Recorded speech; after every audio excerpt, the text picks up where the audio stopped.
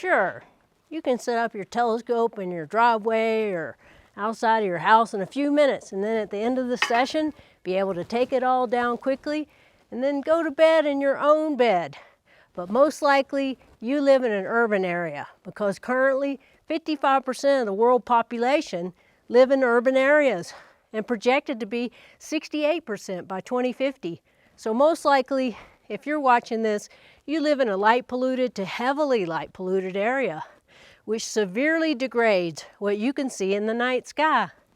That's why I'm always telling and encouraging amateur astronomers to take the time to go to a truly dark sky site. You'll be glad you did. But what should you take and how should you prepare? In this video, I'll tell you how to pack and prepare for a dark sky astronomy trip.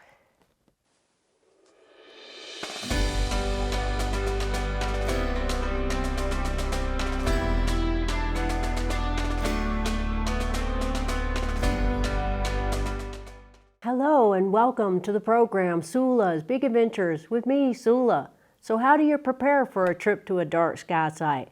Well, the first thing you need to do is find a dark sky site that you want to visit. I've mentioned a few places in previous videos that you might consider visiting in the United States: Big Bend National Park in Texas, Mesa Verde in Colorado, Canyonlands National Park in Utah, Chaco Culture in New Mexico, to name a few.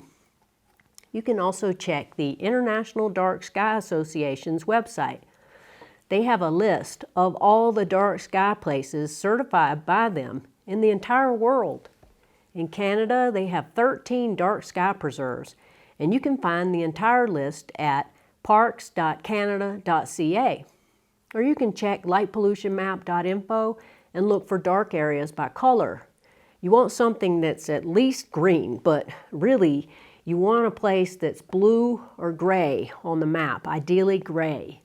Or you can attend a star party, not just the one sponsored by your local astronomy club, but big star parties that last for a few days, like the Texas Star Party. Or you can just plan a trip to a national park, a state park, a regional park, or even a campground in a remote area. But just make sure that the park is open at night and get a permit if one is required. Once you've determined what dark sky area you want to visit, now it's time to plan how to get there. If it's far, you might consider flying in a plane, but this will limit what astronomy equipment you can take with you. Or you can drive, and then you'll be able to take a lot more equipment with you, or maybe you can take a train or a bus. If you plan to fly, I've made a few videos with some suggestions on how to fly with a telescope and astronomy gear, and I'll provide those links. There was an article in Sky and Telescope's October 2024 issue by Richard Wright Jr. called Travel Tips for the Astro Adventurer, and he makes some suggestions about how to get your astronomy equipment to your dark sky location. But his article, the entire thing is devoted to astrophotography. He never once says the word stargazing, and only once in the whole article does he say the word visual. He's mostly talking about taking cameras and small refractors, things astrophotographers would want to take to a dark sky location. And I didn't agree with some of the things he said in the article. For example, he asserted that you should never check your astronomy equipment on a plane. I totally disagree. I've checked astronomy equipment on a plane and I've never had a problem. Joe Jaguar said that he even checked his refractor when flying. I don't think it's a problem, especially if you use a Pelican case or pack your gear really well. But I'm getting ahead of myself. You can read Richard Wright Jr.'s article if you want to see his advice on traveling to a dark sky site for astrophotography. My focus will be on traveling to a dark sky site to see the glorious dark sky and the stargaze there. So whether you plan to fly or drive to your dark sky destination, you'll need to plan ahead on what you'll need once you get there. Most of these places are nowhere near a hotel if the place is truly dark. So you'll most likely need to plan on camping or driving a camper van or renting an RV or pulling a trailer. I like to keep it simple. I have flown on a plane to dark sky sites many times, but I was limited to a small telescope, so I prefer to drive if it's practical, and that means I can take along camping gear so I can camp in very remote places. That's where the sky is the darkest and where I have had the most enjoyment on my trip to a dark sky site. So what to take? Let's start with my camping gear. I used to have a list, but I've gone so many times that it's really imprinted on my brain. I just think about myself in the tent or at the campsite, and that's how I make my list. But if you don't normally camp, you should make yourself a list. And here's mine. I'll just go over my camping list quickly in case you're not interested in camping, or you have a camper, or you don't mind driving a long way from a hotel. You can skip ahead to where I talk about accessories and telescopes. If you are planning to camp, it's all about being compact and saving space, but still being comfortable, so you can have more room for your astronomy equipment. For sleeping, I take a North Face Storm Break 2 tent. It can hold 1 or 2 people. Get the footprint that goes underneath the tent to protect the bottom. I get a nice thick pad, an REI Camp Bed 2.5, and I have a compact pillow that folds up. It's very comfy. And I have a Bishop Pass women's, I don't know what that means, but it's a women's sleeping bag. It's very comfortable. It's 0 rated because I don't get hot, but I do get cold. And if you're the type of person who gets hot, you can always just sleep on the top of it. It's a very comfortable sleeping bag. You'll definitely want a folding table. I got this one at Walmart. It was very cheap, but it folds up nice and compact. You can get a little bit bigger one. I got one at Target, but it has a padded top, and it's a little bit unstable, and I've had my drink roll off of it, but it also folds up nice and compact. And you'll want a chair.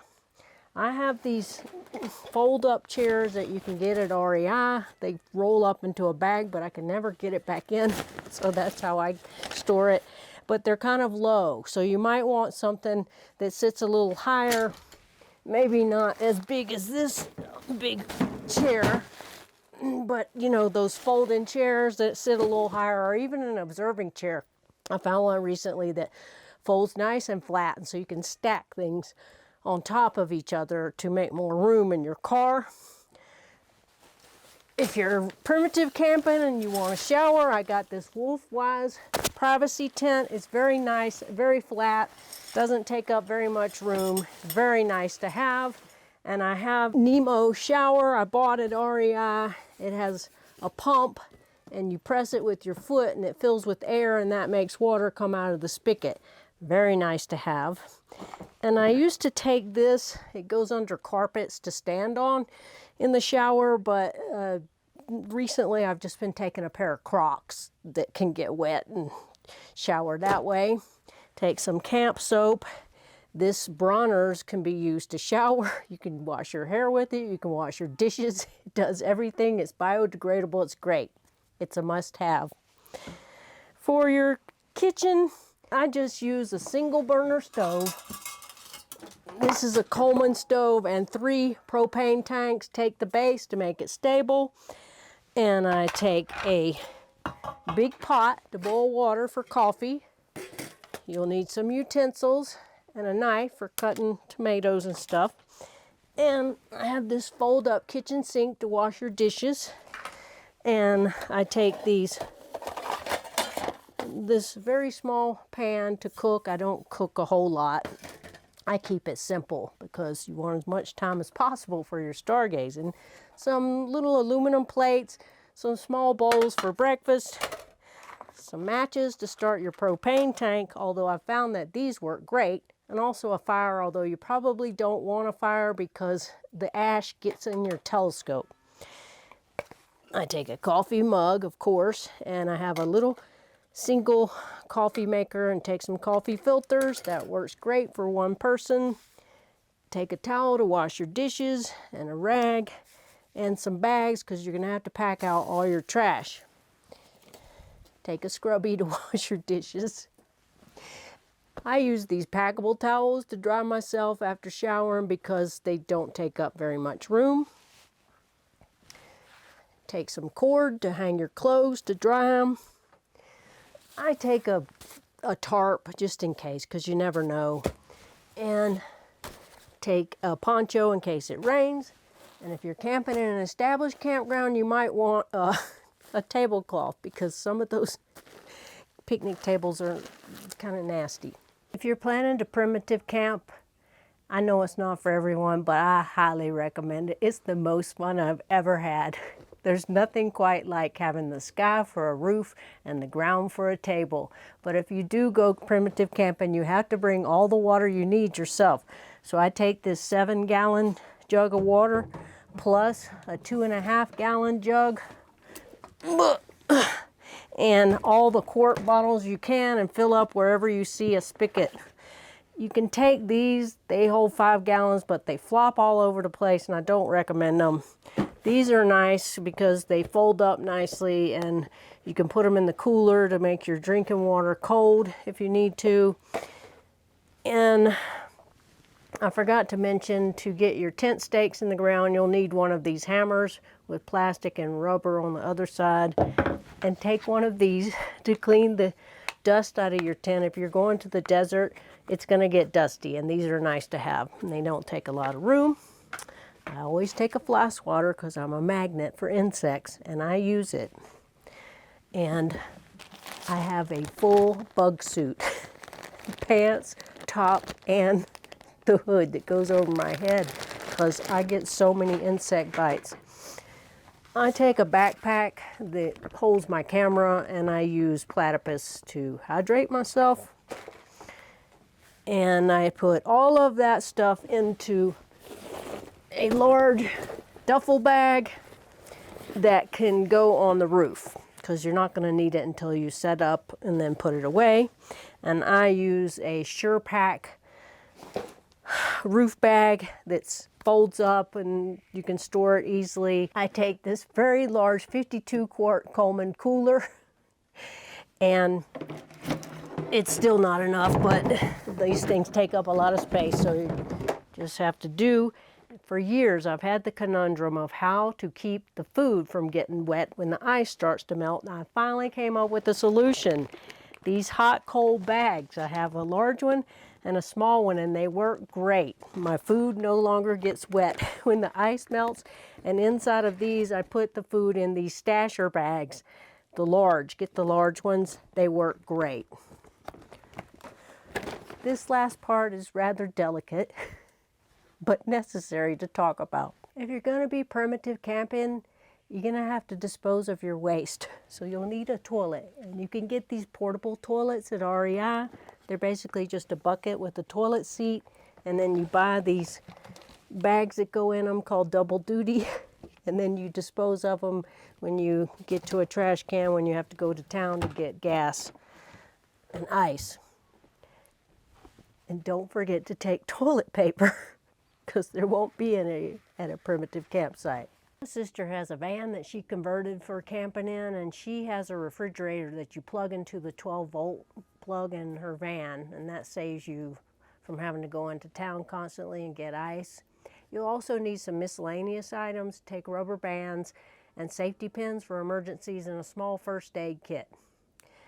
I hike during the day, and so I use this Low Pro Photo Sport bag that holds my Sony camera in this side pocket, and you can easily pull it out, and it has a little pouch on the front for your phone, or you can just get one of these and clip it to the waistband to put your phone in. Those portable toilets take up a lot of space, so if you don't want to do that and you don't mind going native, then you can use one of these shovels and you dig a hole at least 6 inches deep, nowhere near water.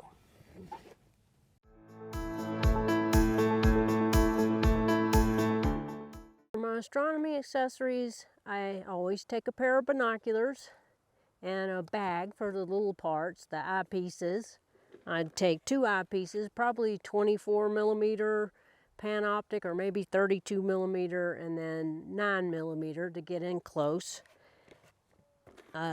Would take my pocket Sky Atlas from Sky and Telescope and some forms for taking notes.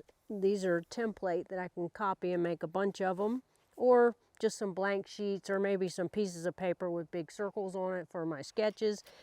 If I have room, I would take this Interstellarum Deep Sky Guide. I didn't take it because it's pretty big.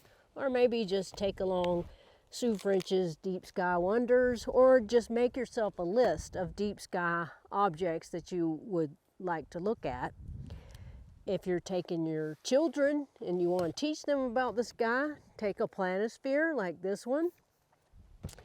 Take some pencils and pens and a notepad for notes.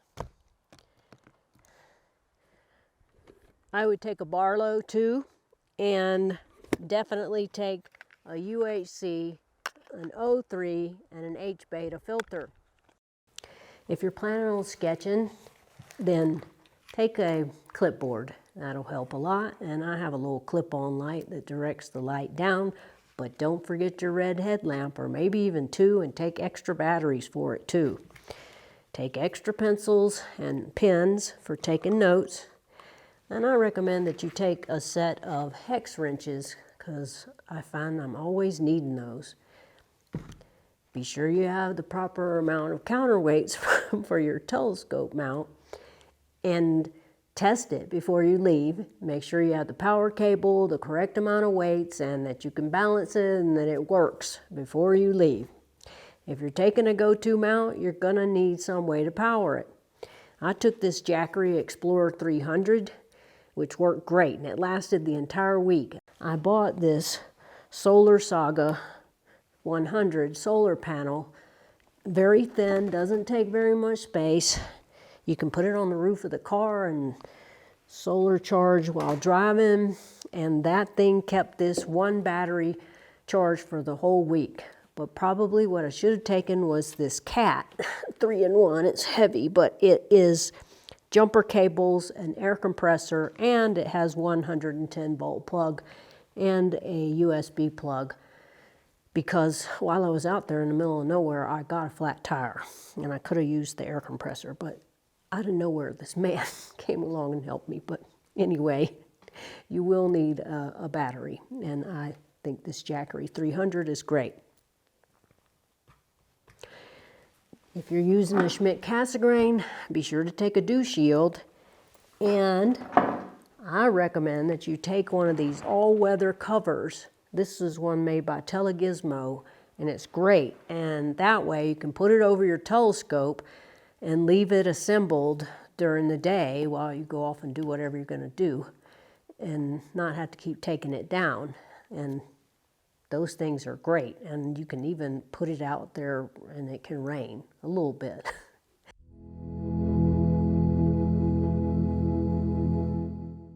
Now it's time to decide what telescope to take. I've gone to dark sky sites with nothing more than a pair of binoculars, which is fine.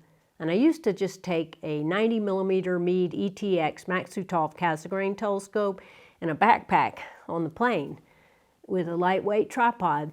And I've taken the Orion Starseeker 4 Maksutov Cassegrain telescope, that's 6 inches, when I drove to a dark sky site 2 years ago, and that worked great. Unfortunately, Orion went out of business and they no longer make that great telescope. This year, I took a 10-inch Meade Schmidt-Cassegrain telescope and my Losmandy GM8 mount. The mount fit easily into the car and didn't take too much room, but that telescope was too heavy for me. And although I loved having such a big telescope, allowing me to see so much in the sky, I really think it's too heavy to take on a camping trip. A couple of people asked me why I didn't just take a lightweight Dobsonian on my camping trip. Well, I actually bought a Trust Tube Explore Scientific 10-inch Dobsonian before my camping trip. I decided to buy an Explore Scientific 10-inch truss tube Dobsonian telescope. I already own a 10-inch Dobsonian, but it's a standard tube. Let's see if my Dobsonian will fit in my Jeep. I can take it to a dark sky site. It's 10 inches, that would be great. No, this is not going to work.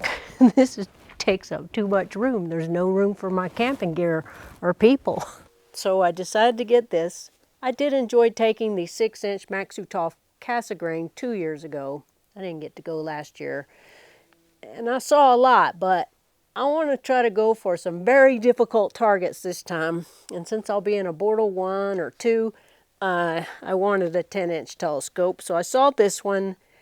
It's made in China. It's kind of plasticky. One of the screws didn't really line up with the hole, but it was pretty cheap for a 10-inch telescope. I think it was $700. It was not even remotely collimated. The secondary mirror was not lined up, nor the primary mirror. And I think I got it collimated with this dumb pole, which I don't like because it seems like it'd be easy for it to slip off the screw and scratch the mirror.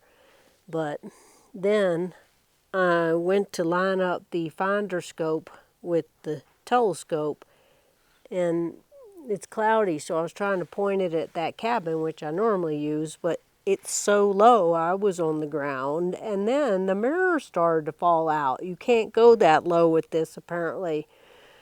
This is a very, very cheap telescope. I don't like it. I'm going to try to return it. It's just very cheaply made. This focuser is so cheap. Very cheap focuser. Very cheap eyepieces, but fine. I own nice eyepieces, but the focuser is terrible.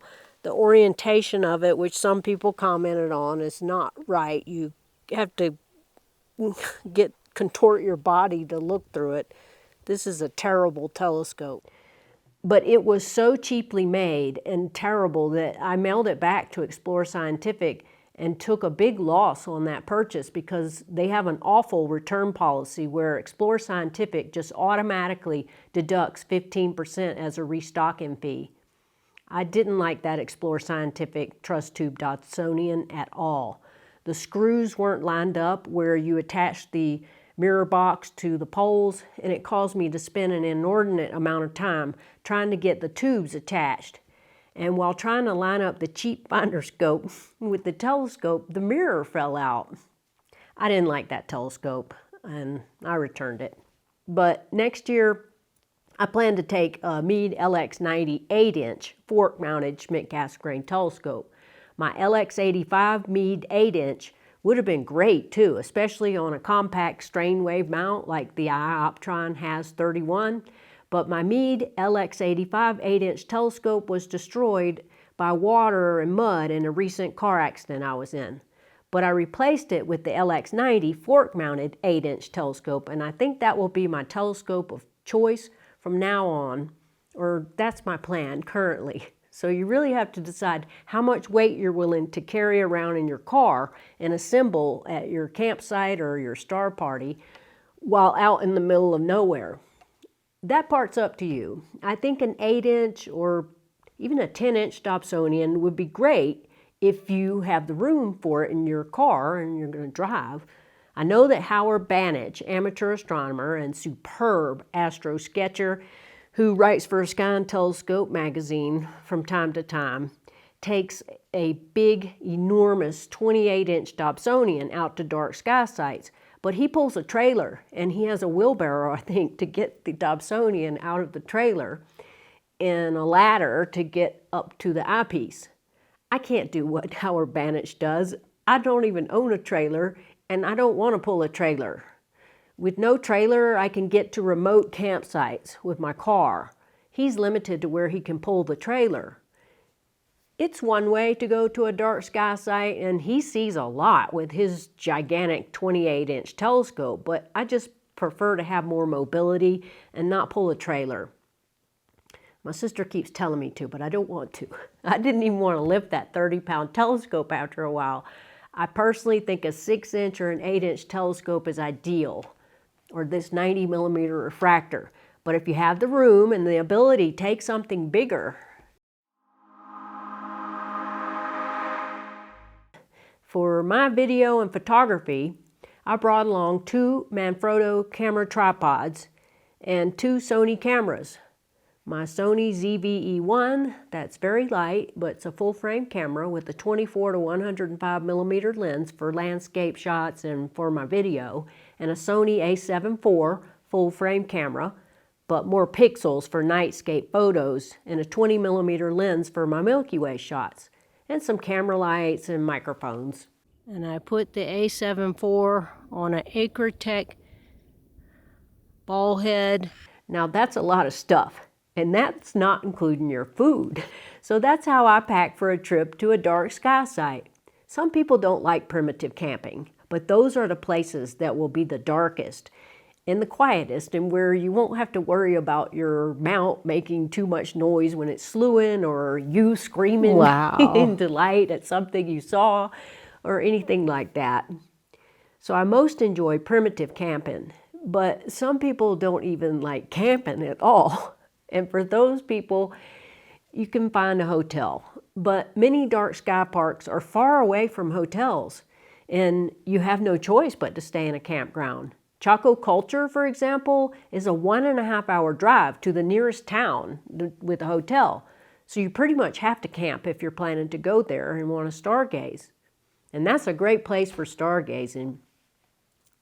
So you should at least consider camping in an established campground, if not primitive camping, for a once-in-a-lifetime experience under the stars. You'll never forget it. When you're outside like that, you see so much, not just in your telescope, but in the sky with your naked eye. Meteors, novae, bolides, rainbows, beautiful clouds. The list just goes on and on. So that's it for now. I hope you found this useful. I'll see y'all soon. Till then, get outside and enjoy the night sky. Dark skies forever. Sula signing off.